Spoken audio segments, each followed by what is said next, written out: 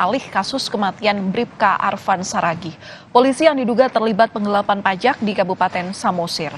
Polda kini membentuk tim gabungan untuk mengusut kasus ini. Tim gabungan akan mendalami dua hal, yakni mengenai kasus penggelapan pajak yang dilakukan oleh Bribka AS bersama dengan 4 pegawai harian lepas Dinas Pendapatan Daerah dan laporan kejanggalan terkait penyebab tewasnya Bribka AS. Kabid Humas Kombes Hadi Wahyudi menyebut, Kapolda Sumatera Utara telah bertemu dengan istri Bribka Arfan dan pengacaranya yang menyampaikan adanya kejanggalan dalam kematian sang suami.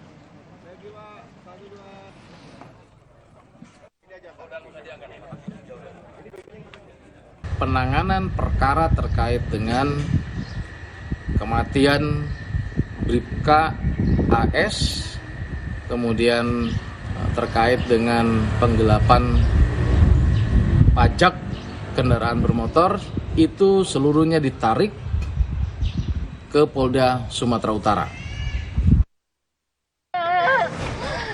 Mananya aku cari anakku inilah, Tuhan.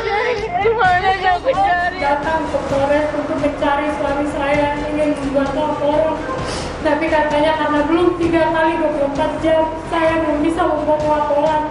Hari Senin tanggal 6, saya juga datang jam 10 pagi ke Polres untuk mencari suami saya.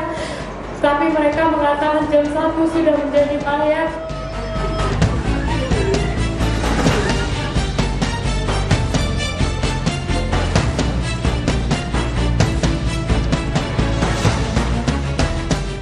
Tak terima dengan kematian sang suami, istri dan keluarga menilai banyak hal janggal di balik kematian Bribka Arfan Saragih yang tewas diduga minum racun sianida setelah terseret kasus penggelapan pajak di Samsat Samosir. Setelah membuat laporan dugaan pembunuhan ke Polda Sumatera Utara, kuasa hukum keluarga Bribka Arfan mendatangi Bareskrim Polri di Jakarta. Keluarga merasa banyak kejanggalan. Apalagi sebelum meninggal, Bribka Arfan sempat menyebut ingin membongkar siapa saja yang terlibat penggelapan pajak di Samsat Samosir.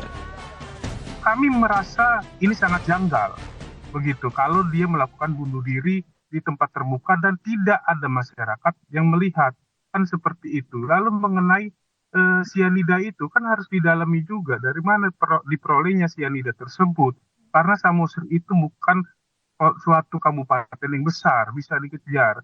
Lalu kalau beli online dari mana belinya, siapa pemesannya dan siapa penjualnya, kan demikian.